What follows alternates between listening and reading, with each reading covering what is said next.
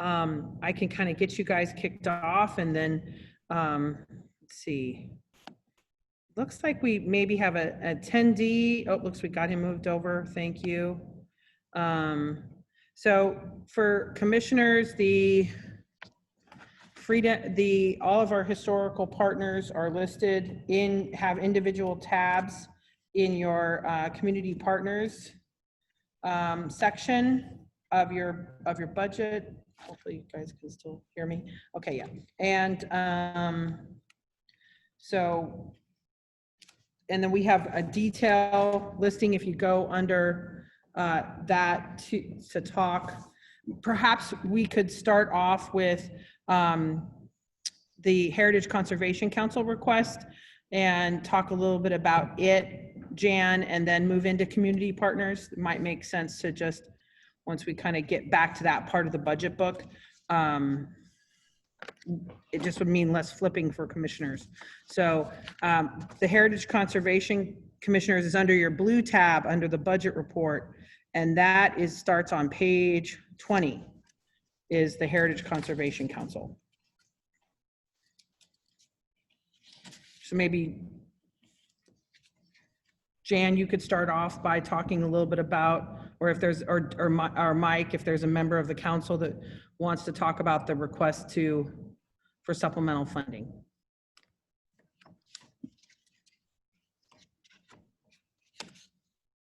Are we having some technological issues? No, I've unmuted myself, so I can speak. Well, managed to get that far. So, Jan has a little bit of an overview on all of the heritage agencies that we intended to offer. But given where you are in your book, I'll spend a couple of minutes talking about the HCC's request for supplemental funding. I didn't want it to look like we were trying to elbow ourselves to the head of the line, but since that's the way it appears in the book, we're certainly prepared to accommodate that. We have asked for the $15,000 to take the HCC's budget back to where it was in FY 2018. As you all may recall from our work session and also from the presentation of this year's grant program, the grant program has become, if anything, even more popular. We had a very large number of applications this year, many more than could be filled.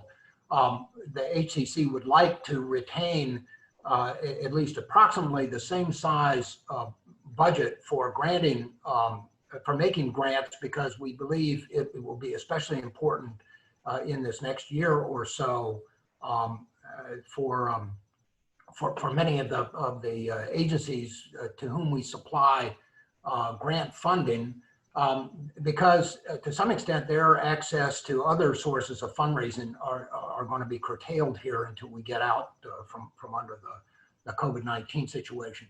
But we also have 3 or 4 other initiatives that we discussed with you at the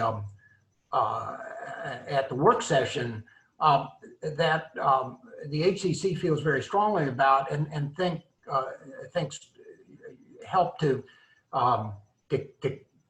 advance our mission, particularly in the areas outside the city of Lawrence, in the rural areas. We're off to a very successful start, we think, with the barn assessment program, and we want to ensure we don't know to what extent the Kansas Barn Alliance will be able to continue to cooperate, at least funding-wise, in the future. But we've had such success this year that we hope to be able to continue to fund that program on a going forward basis.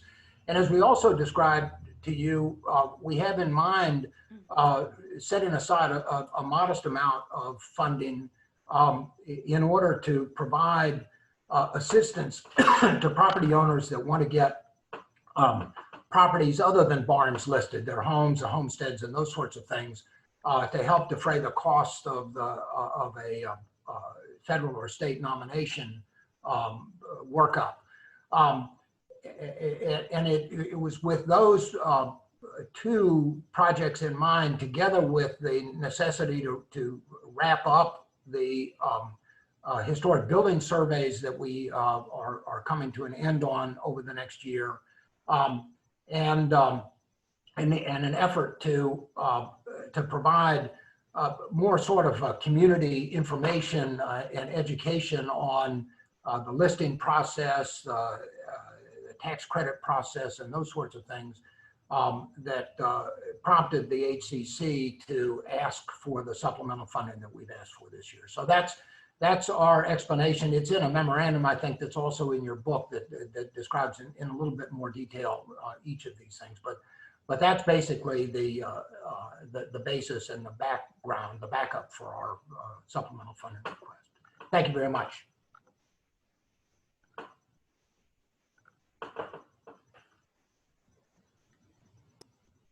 Any questions for? No, just thanks to Mike for taking us through that. Appreciate it. Just to explain to everyone the little bit of chaos that we just had here, Steve Novak with Watkins and Douglas County Historical Society had some technical problems. So he came over and he's sitting with Robin under the administrative account there.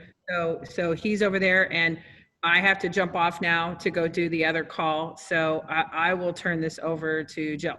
Thanks, guys. Bye.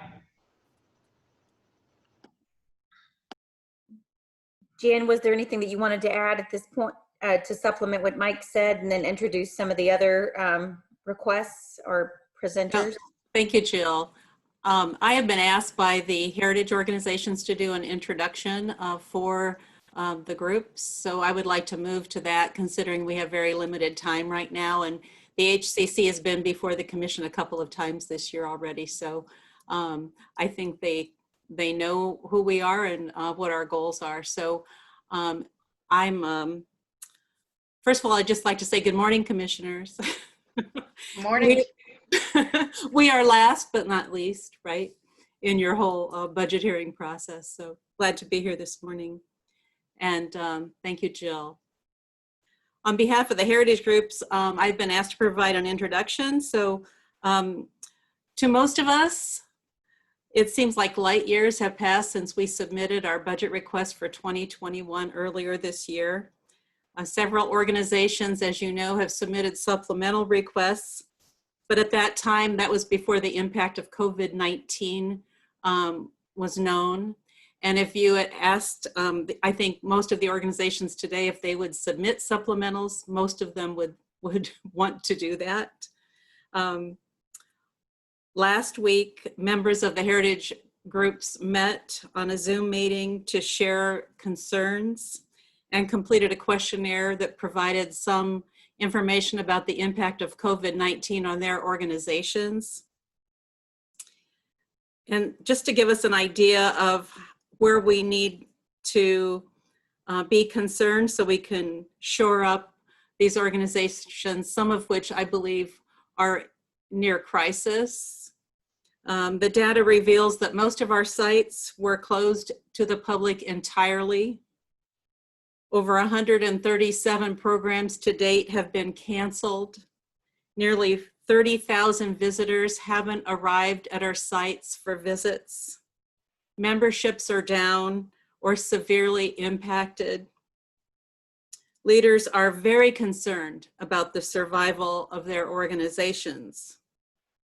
On a more positive note, organizations have begun to place more programming online. They've learned to hold public meetings online. They've increased their social media presence. And organizations have increased grant writing activities, and most are forming new partnerships. But the impact of the loss of visitors has meant that donations are down, earned income and earned revenue is down, and fundraising events have been canceled. A major reenactment was canceled, one major traveling exhibition was canceled, And looking yet further ahead to the holiday season that one organization depends on for their fundraising, it looks like those events will also be canceled. This leads to sleepless nights for many of our organizational leaders. In response to the Heritage Group's discussion last week, though, the leaders have asked that we come together next week to discuss a possible shared fundraising event in the fall and to talk about how we can broaden our shared online presence with the public. There's enthusiasm for these activities, but our concerns remain for the heritage groups. As a group, we also want to express our thanks for all of your support through the many, many years that you have backed us, helped promote, preserve, and share our heritage. Without you, we wouldn't all be where we are today. I hope that each group is going to share about 5 minutes so we can work through the session and you can hear from everyone. But I hope that the insights they provide this morning will help us focus and assess where our concerns and where additional support might be needed from the county. Thank you so much. I think Jim Ogle is up. And I hope I have appropriately unmuted the wild and wonderful world of Zoom presentation. I know you've been living that for the last couple of months, as have we. I want to start by again thanking you for the tremendous level of support you give to heritage organizations. It is unequaled throughout the region that we work with, the 41 counties, Freedom's Frontier National Heritage Area. Our efforts at Freedom's Frontier during this critical time have been to increase the capabilities of our partner organizations and to connect them both with resources to help support them and keep them going as part of that initial phase of the lockdown, and then creating various partnerships that allow us to work together more effectively. And by effectively, I don't just mean cost effectively, but providing a greater outreach along the way to a diversity of people who may not have been covered, who had the ability to only attend in-person events.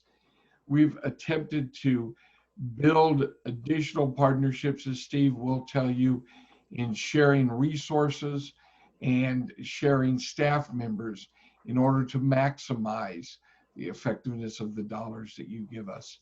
Freedom's Frontier appreciates your support.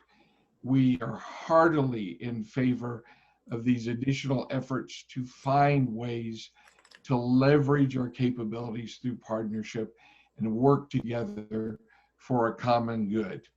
And I will save my other remarks for when we talk about the supplementals, for which Freedom's Frontier has one that is designed to address that post-COVID world when we seek to engage in-person visitors more effectively. Thank you.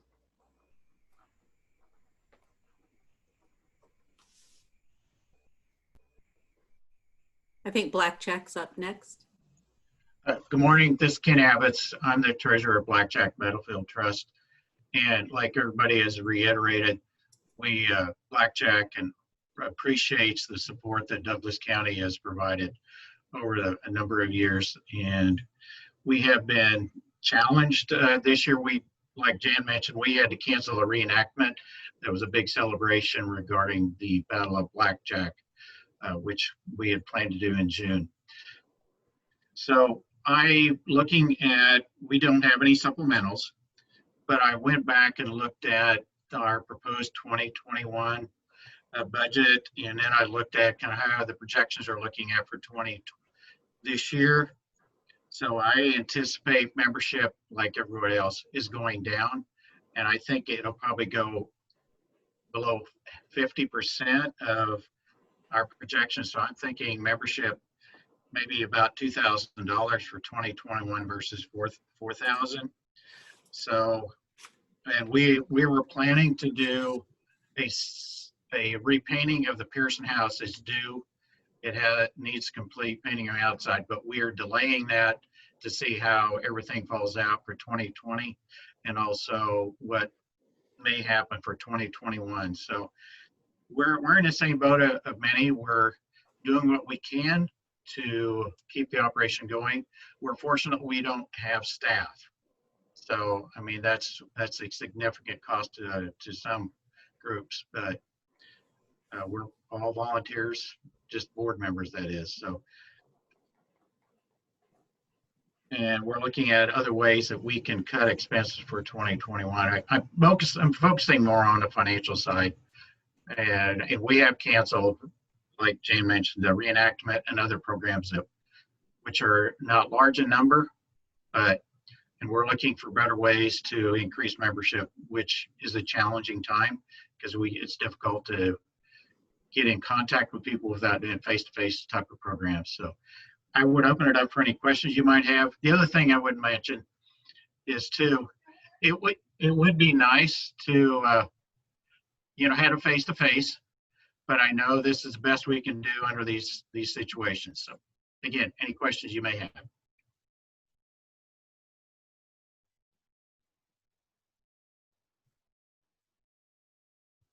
If not, Clinton Lake Historical Society is up next. Self unmuted. Okay. Thanks for at least letting us have a Zoom call today. It's kind of very trying times right now to figure out how to manage our normal day-to-day business, but it really is part of where we are today, between Zoom calls, between masks, between sanitizers, between handy wipes, and our locked doors at the museums most of the time. It's made for a very challenging start to 2020.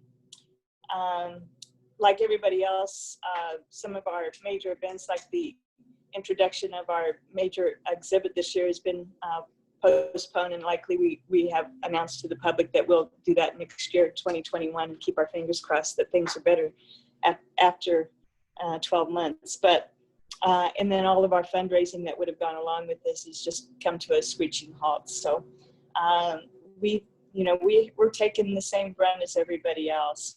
Our donations are only at 17% as where we were at this time last year, and our dues are at 65% collections of where we were at this time last year. So again, it's just reiterating how not having the building open to the public has really put a damper on some of our ways that we usually drive fundraising. But there are some positives that I have to mention that have come out during this pandemic. One is the board members are all stepping up. We have volunteers that are stepping up. They're all working behind the scenes, remotely sometimes, in order to keep our museum refreshed and relevant. And when we can open again, I'm real excited about what we'll be able to share with the communities. And our board members are really, we consider ourselves stewards and the keepers of our history and our heritage. So we are very committed to do whatever it takes in order to not let our doors permanently close. Another positive is our 2020 funds at this point can sustain us for this year. But 2021 brings a new avenue. And again, we don't know where that's going to lead us as far as ability to be open like we have been in the past. But that's why the county funds have been a lifeline for us in the past. It's really going to be a lifeline for us to get through these next 12 to 24 months. Because 2021 doesn't hold any promises, but we are working on ways to fulfill some of the opportunities in non-traditional ways. And Jan and others and Jim have mentioned earlier that trying to work through the Heritage Council is actually going to be a blessing, I think, to all of us, especially as small communities, museums. And if we can start building joint fundraisers, joint grant fund proposals, and also programming that we can pool our resources, whether it's through creative, through best practices, through resources that some of the larger organizations have that we don't have. I see a bright light at the end of the tunnel. And what I do think that's really another positive is coming out of this is that we are really learning how to think outside the box. And once we do get back to normal operations, I think we're going to be enhancing and improving some of the things that we've never thought of or never had time to think about on how to be an outreach and interactive in ways other than bringing people through the doors. So you you guys, we're all, it's in very trying times right now, but we're here to stick it out.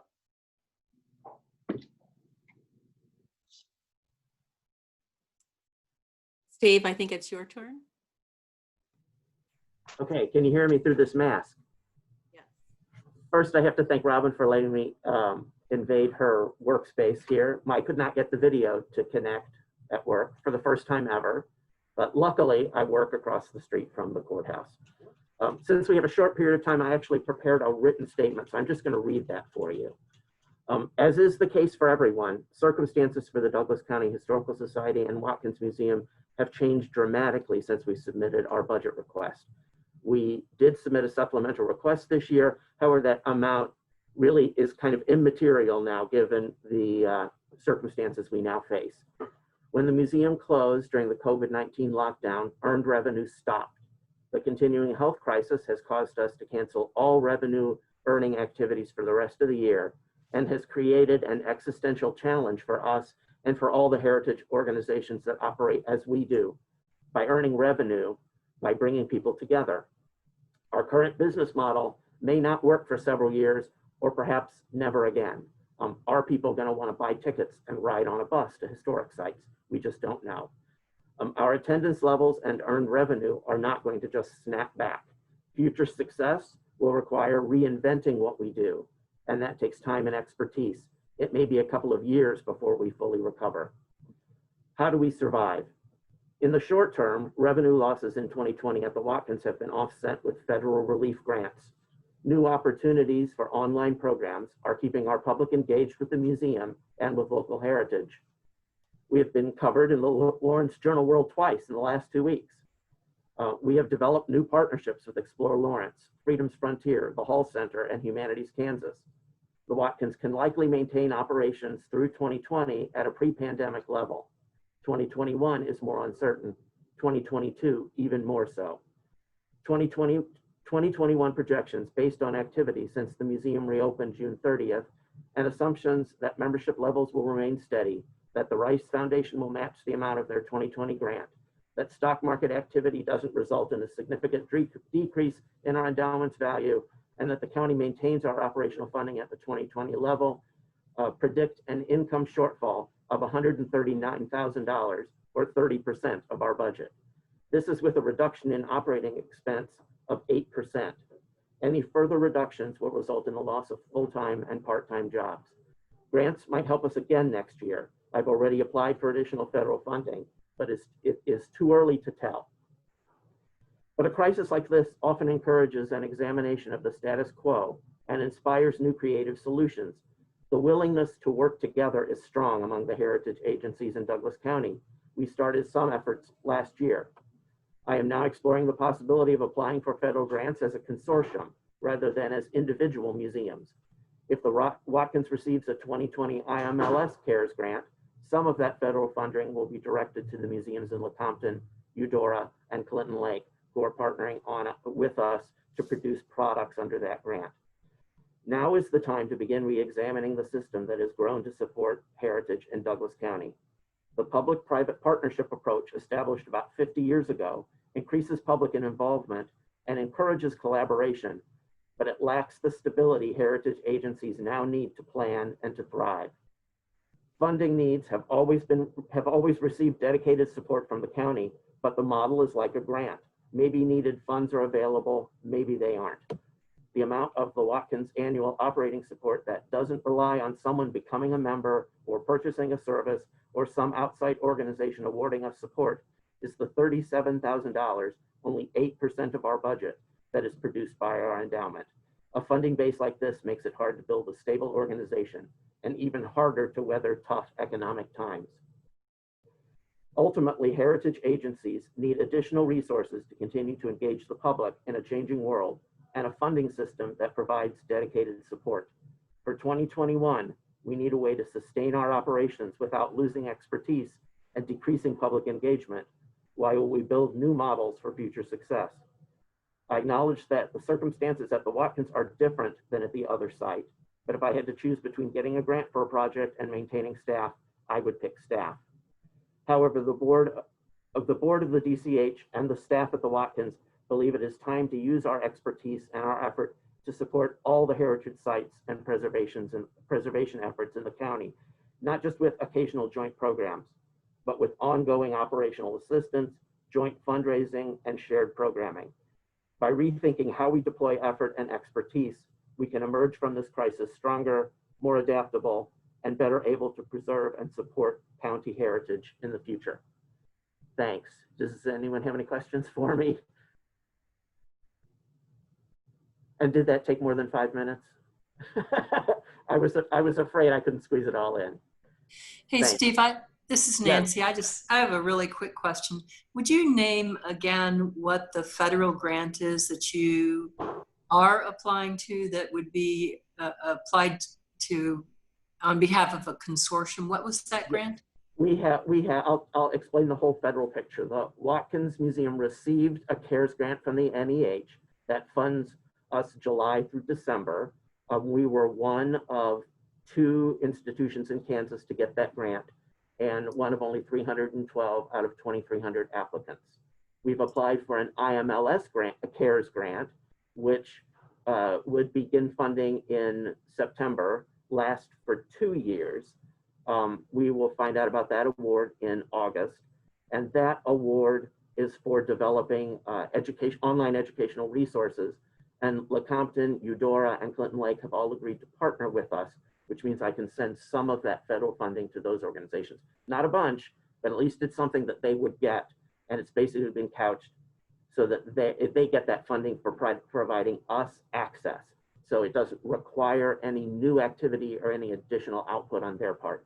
It's just some funding to help. Yeah. And then I have started some conversations again with the IMLS. They have a grant program for smaller museums. It's called Inspire. And you can only apply for up to 50,000, but it doesn't require the match. And that's been the magic of these CARES grants, is that they don't usually, they're not requiring the usual one-to-one cost share. So it makes it possible for me to go for larger grants than I normally would, because I can't normally meet a large cost share. And right now the IMLS seems open to the idea of allowing us as a group to apply for this CARES funding. I've already started a couple conversations with them. I'm looking into the kinds of things that they will support. They have a grant opportunity towards the end of the year, October or November, I think. And it would allow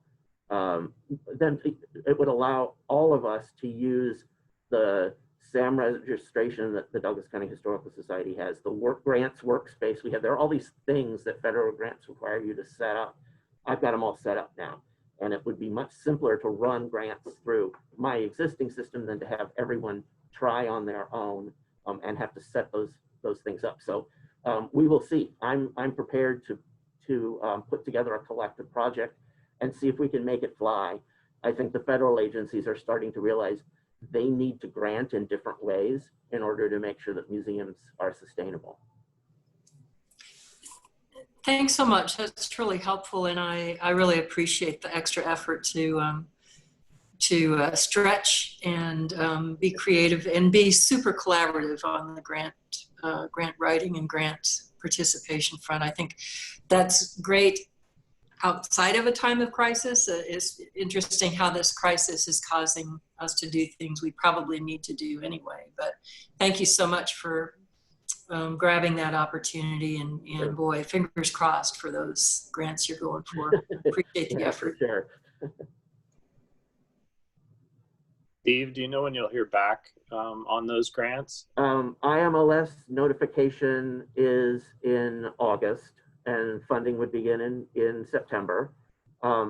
If the if we apply for an Inspire grant, that application would be due, I believe it's early October, and we wouldn't learn until the early 2021 whether we get that grant. Thanks. Sure. Okay, Ben at Eudora. Hi, everyone. Yeah, my name is Ben Terwilliger. I'm the executive director of the Eudora Area Historical Society. And I just want to start off by thanking Steve for all that he's done for the Eudora Area Historical Society this year and past years as well. I've always kind of looked up to Steve as kind of like a big brother. The Watkins Museum has certainly led the way here for a long time. And, you know, I think we're happy to follow in their example. And we've tried to forge a close relationship with them. And I'm also, of course, grateful for county support. Really, the foundation of our success in Eudora since 2011 has been city and county funding, because funding from the city and the county has enabled the Historical Society to have an employee, i.e. me, and under my guidance and leadership, we've been able to accomplish a lot of things. So it's imperative that we retain funding from both of those agencies. Yeah, this has been probably the most difficult year for me since I've been here since 2011 for all the reasons that everyone's already said. So really, we are just focusing on surviving right now more than anything. We still have big plans for the future, but it has been a very challenging year. And one good thing that has come of it has been our incredible response on social media and our digital programming, which we've been very happy to do. It really is incredible the amount of followers we have on social media. For instance, Eudora has 6,000 people. We have 3,000 followers on Facebook. And not to pick on anyone, but the Johnson County Museum has 4,000 followers, and over 600,000 people live in Johnson County. So the ratio for us is pretty good for our social media following. We do have a supplemental request this year for $5,000, and obviously it's probably the worst year to ever ask for one. But then again, I think since we started getting funding, I think the majority of the years there's been one challenge or another. So in a sense, it's as good a year as any to ask. But basically, we're asking for a supplemental increase of $5,000, which would go to the salary of the executive director, which is me. And this is, I think, a very important source of revenue that we need. The city provides probably 70% of the costs for my position. The county provides 30%, which is substantial. But my salary is $36,000 a year, which is well below any average that you look at for someone with my experience and education. And the fact is that the salary has to be raised to a more competitive level at some point, or this position risks becoming obsolete.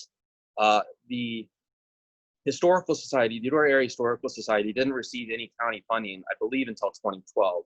My second year on the job is when we finally secured some county funding. I think that's put us at kind of a disadvantage compared to others. Other museums in the county have been receiving county funding for decades, and as a result, they receive more funding than us. And I think there is a discrepancy between the funding that we get and the other museums get. I think all the other museums deserve every single penny they get. I just think it's a time to close the gap.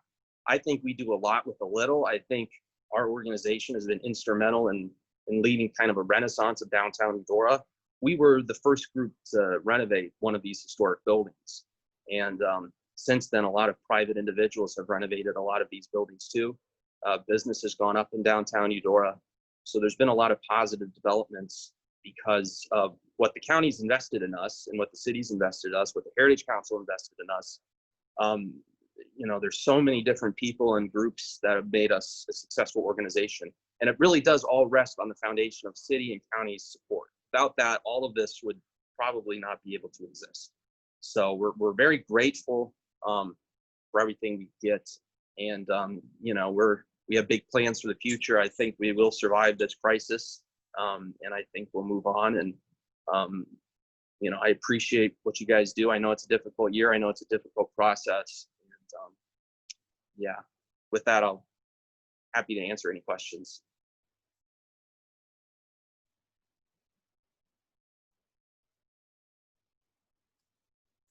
Paul, are you ready?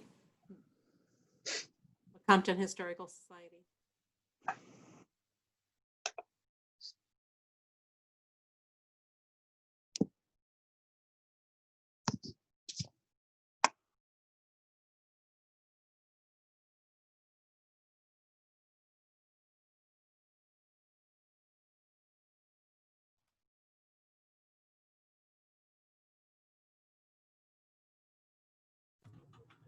I Bill, think can you Paul- unmute Yeah. Paul?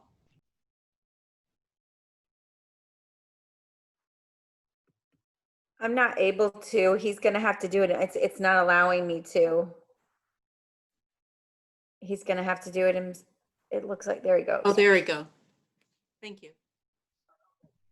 A component of a strong economy is an equally, I'm going to read something like Steve did. So I did. A component of a strong economy is an equally strong art and cultural community. The museums of Douglas County play a major part of this economic development. The strong support of the past and present Douglas County Commission has allowed these historical venues to be available to tourists and future business and industrial clients. The tourists bring new money to the county, which in turn help with the tax revenue. Lecompton now has what could be said as a thriving downtown. This includes Aunt Netter's, Clay Mama's, Bald Eagle Mercantile, the Empty Nester Winery soon to be opened, the Bald Eagle Garage, and although Kroger's are not exactly downtown, but Kroger's Country Meats.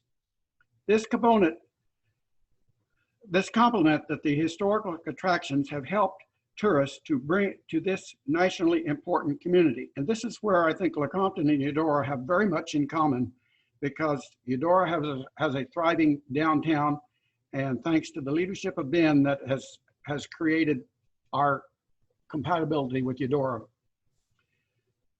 The Lecompton Historical Society is responsible for the Territorial Capitol Museum, the Kansas Territorial Democratic Headquarters, the 1892 City Jail, and Constitution Hall. We provide all the promotion for this national landmark, the mower and the gas, to help reduce the expenses so that the Kansas State Historical Society does not close the last full-time operated site. Following the election and defeat of the jail, we received a reduction of $1,858 in our budget.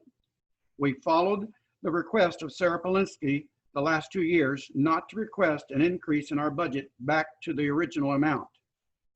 The pandemic has cost us 28 tours and reenactments and future reenactments at the Kansas State Fair, and motor coach tours are certainly in doubt.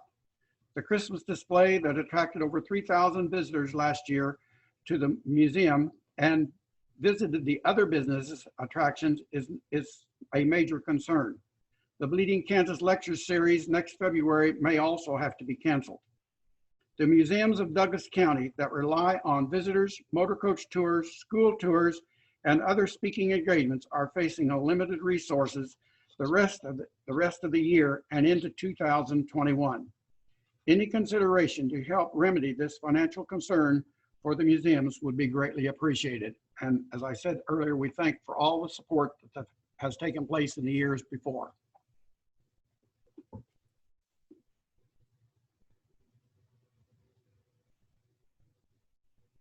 Thanks, Paul. Appreciate it. Roger Boyd, Santa Fe Trail. Hey, thank you. We're a completely volunteer organization. We have 6 properties that we maintain. Over the past 33 years, we have been in a partnership with Midland Railroad, and that has generated most of our income. Midland Railroad will not be generating any tourist revenue at all this year, and due to a variety of different things, they may never be coming back. It does not look like it at this point. Things may change. So that means that our revenue is going to be greatly hurt in the future. We'll need to be reassessing what we can do. Most of our expenses right now are due to insurance and some upkeep, and the upkeep can be put off into the future at some point. So we won't have any problem surviving till next year, but and future after that, we'll have to be reassessing where our income's going to come from, whether it'll be other fundraising events or donations, or whether we'll have to ask a little bit more from Douglas County. But for now, we have been very, very reliant on the tourist train, and that seems to be going away. Thank you.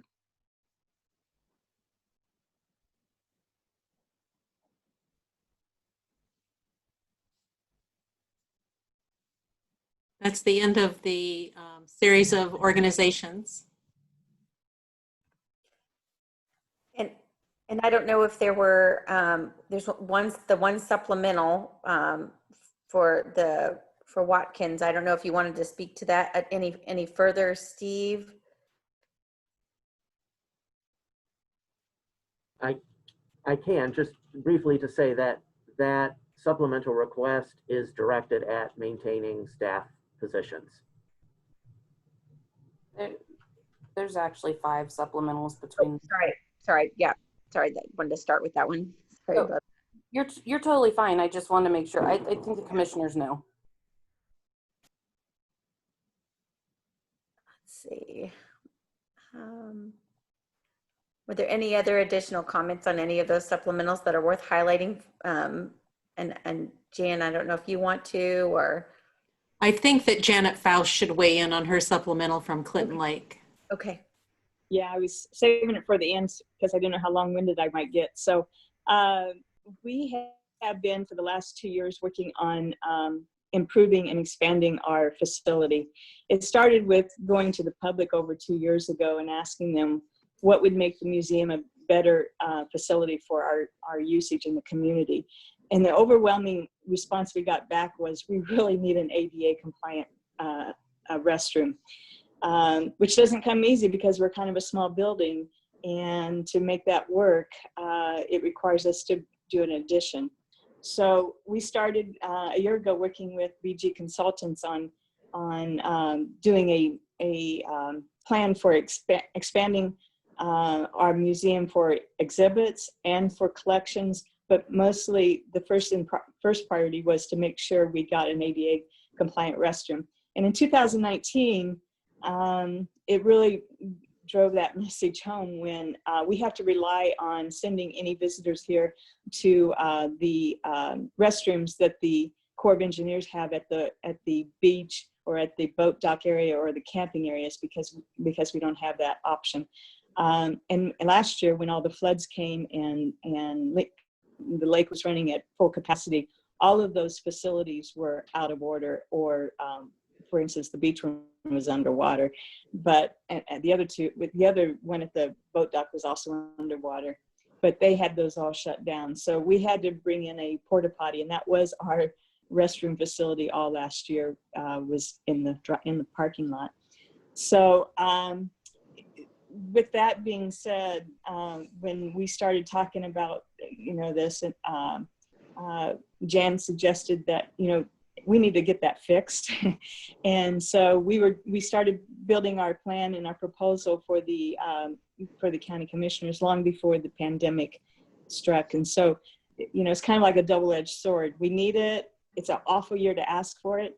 But then we also, as we try navigating this whole pandemic thing and realizing that right now our museums are basically closed. We only open up when we have a by appointment only visitor, that maybe in the spring of 2021 might be the best time to do this addition, because we will have minimal exposure of having to close our doors in order or have that construction going on. The cost of doing the expansion that would include the ADA compliant restroom is $65,000. And the reason is that will also include a prep kitchen area. And we have raised half of those funds through donations in our building reserve funds. But in order to get that ADA compliant restroom, we're really short an extra $35,000. And that's why we asked for additional funds this year for 2021. So I know it's an awkward time of year to do it, but we're also trying to spin a positive to it that, you know, if we have to do this and we need to get this done to make this a usable community facility, what better time when our doors are basically closed anyway, and it would cause the least amount of pain for visitations and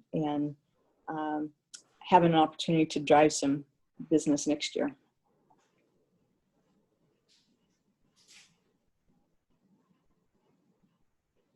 Yeah, and if anybody else, any of the other supplementals, Jim, did you want to? Yes, if I could very briefly. Yeah, briefly. We made a request in our supplemental because there is a post-COVID world that will come. I don't dismiss any of the challenges that people have, but we have been preparing, utilizing the platform that the National Park Service uses and recommends to create an app that will connect all of the Freedom's Frontier partner sites.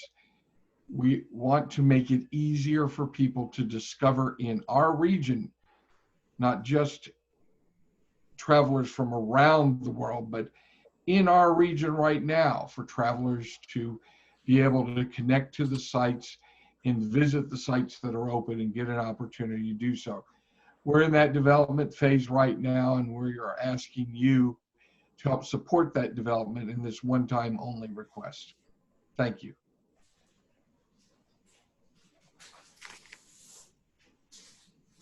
And Jan, did you want to add anything further about the Heritage Program supplement, or we don't open it up for questions from I commissioners? think Mike covered the Heritage Council supplement already.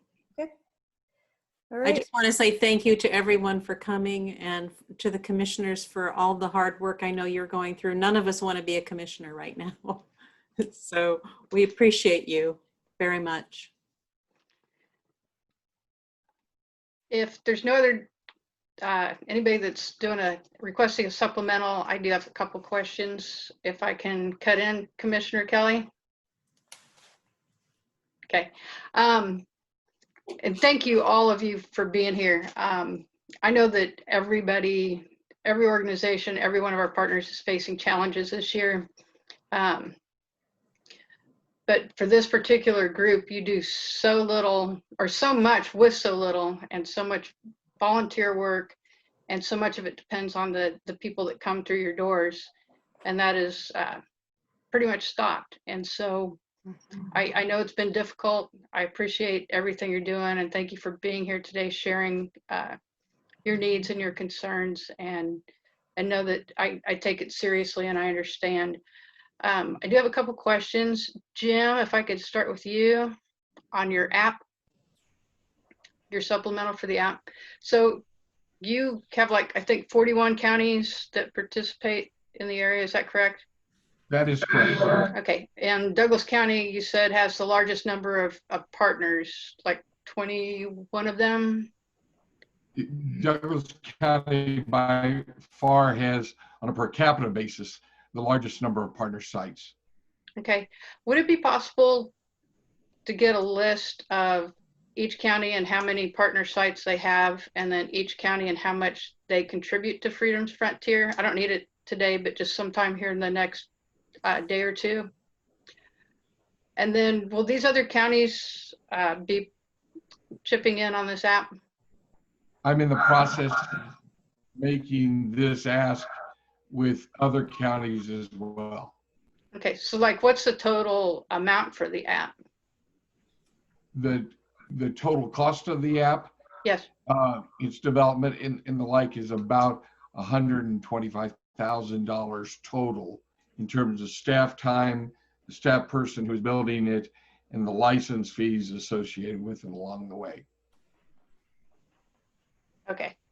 I think that's all I had for you. Now I have a question, one question for Jan, and then I'll stop. Thank you, Jim. Jan, when we had the work session, you know, I've lost all concept of time. I don't even remember exactly when it was.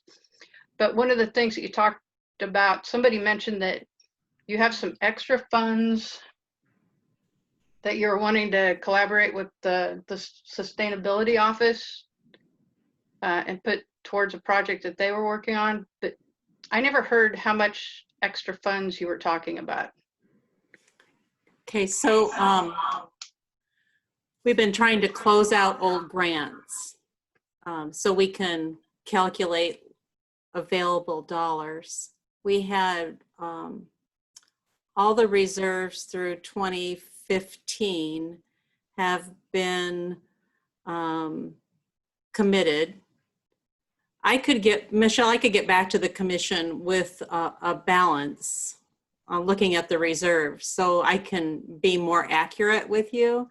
But one of the, we did talk about sustainability and the new grant they got and partnering with them and having money for that effort, which supports the goals of the Heritage Conservation Council as well for protecting our natural areas. So I don't have an exact dollar amount, but I can work on that for you in the next couple of days if you'd like. Yes, I would appreciate that. Okay. That's all I had. Thank you, Jan. You're welcome.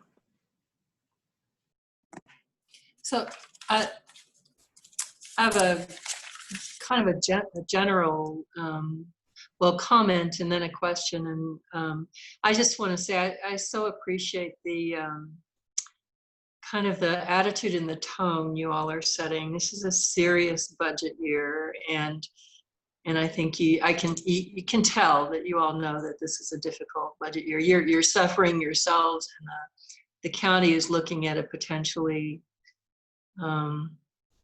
not just difficult, but potentially kind of disastrous series of events economically over the next 1 or 2 or 3 years, depending on whether we get past COVID anytime soon.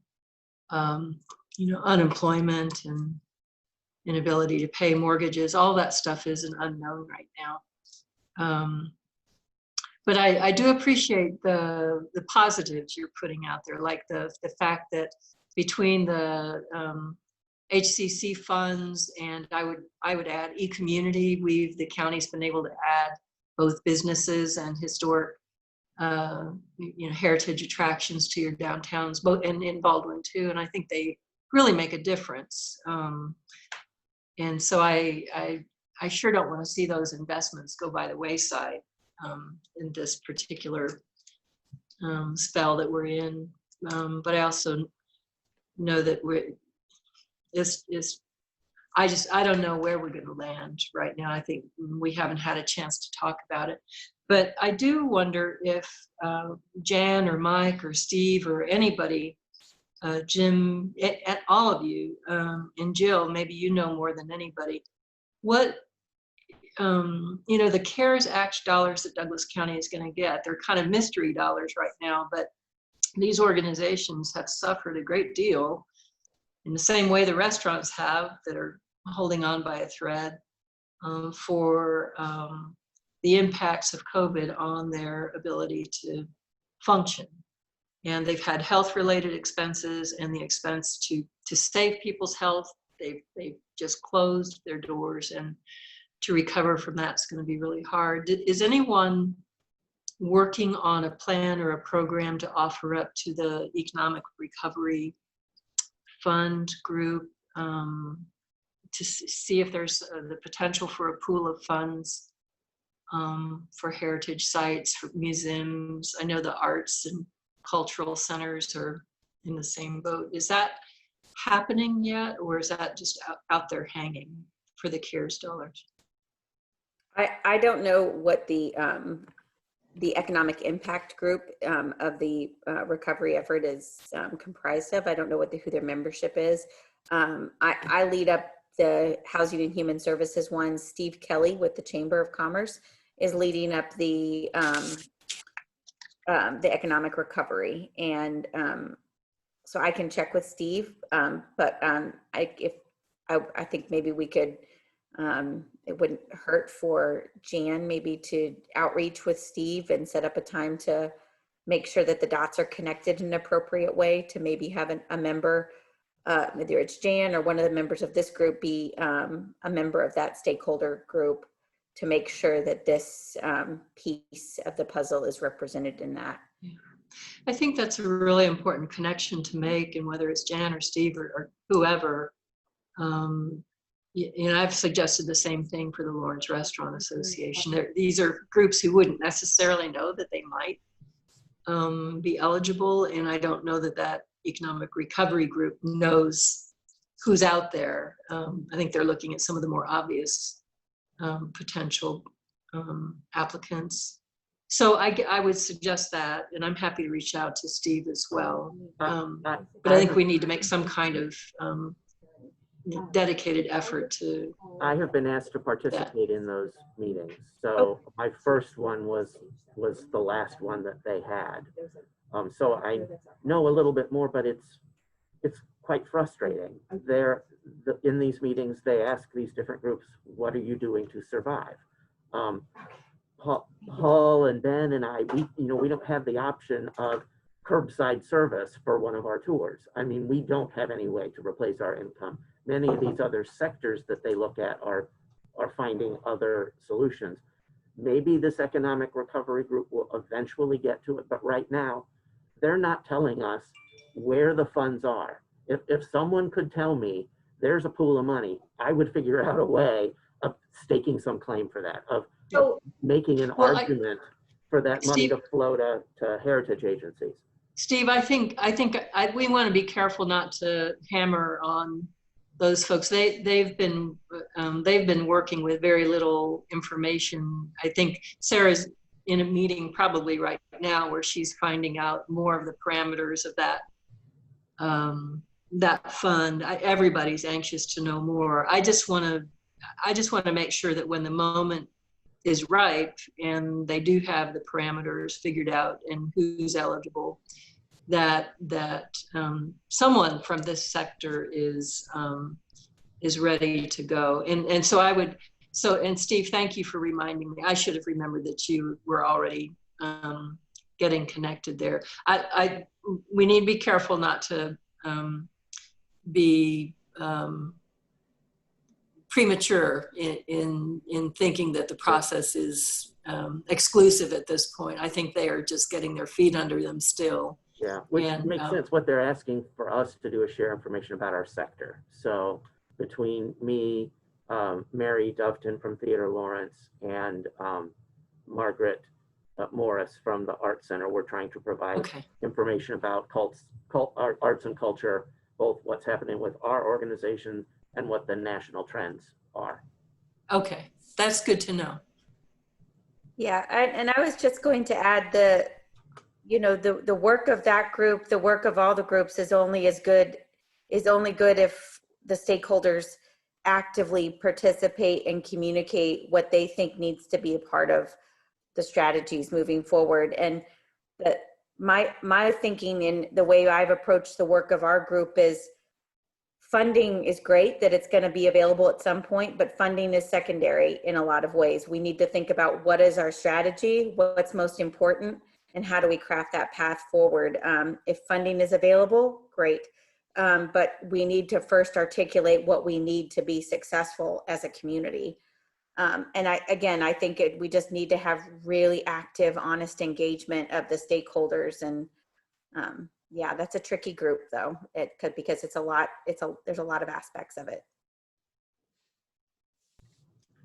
Jan, I could share the results of the survey that you did with them. If you will send those to me, I'll make sure that they have that information. As That'd be great. And we can continue to update that survey as we go along, because that's, was just a moment in time. So summer, I know, the numbers of tourists will be impacted greatly at all of our sites. So by fall, our numbers will have greatly increased in terms of lost visitors, lost revenue, and so on. But I'm happy to help in any way I can. Yeah, Steve, I'm really glad to hear that you're engaged with that group. I think, that was something we talked about early on, is making sure that each sector was represented in that economic development group, that we weren't leaving sectors behind, because we recognize now we're still, as Jill points out, we're still trying to make heads or tails of some of this funding and what our limitations are, because it has to be spent so quickly.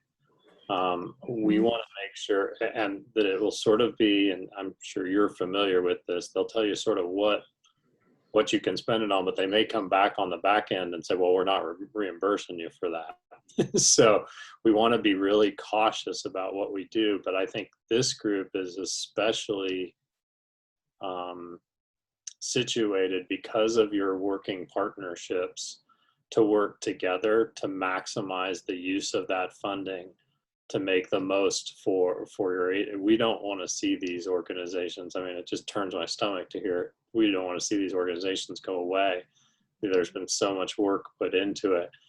We need to maximize that funding so that we can sustain until we get audiences back, visitors back in your museums. And for a time, we may not be able to expand what we've been doing. You know, that's what we always want to think about, growth. Right now, we're talking about survive and making sure that when visitors come back, that we have strong programs and can start to grow again. So this group is always one of my favorites to talk to, all second year of budget hearings for me. But it is great to hear the way that you're working together, your passion and dedication for this work. And I know that you'll advocate for yourself very well when it comes to the CARES Act and recovery groups. Just one thing to point out is that Blackjack Battlefield and Santa Fe Trail don't necessarily have museums, but that doesn't make their sites and their programming any less significant to the county.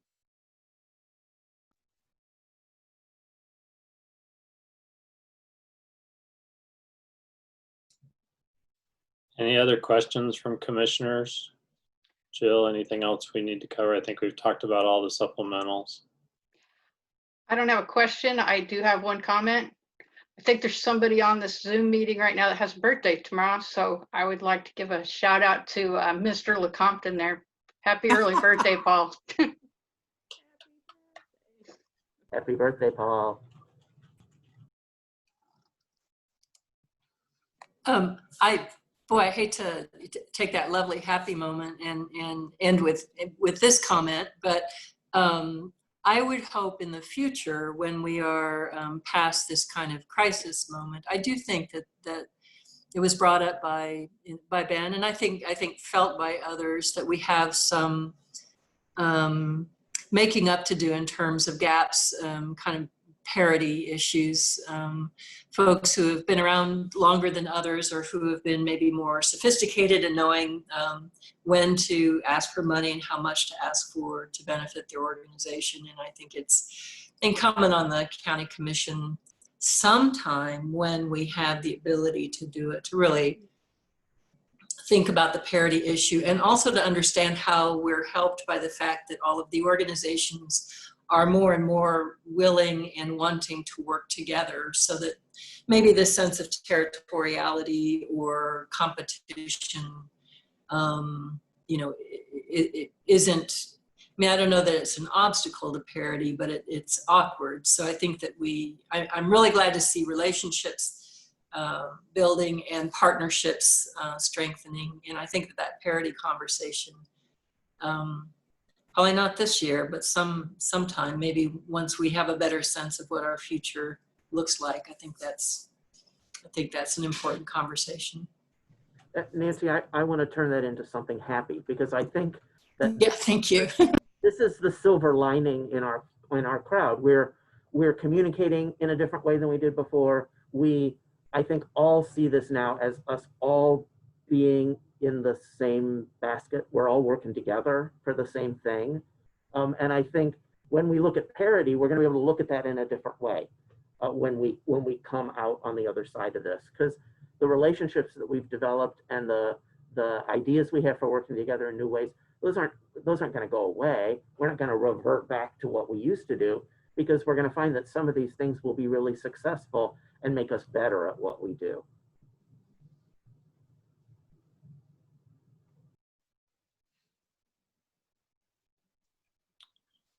Okay, with that, I think, thank you all for coming. We appreciate it.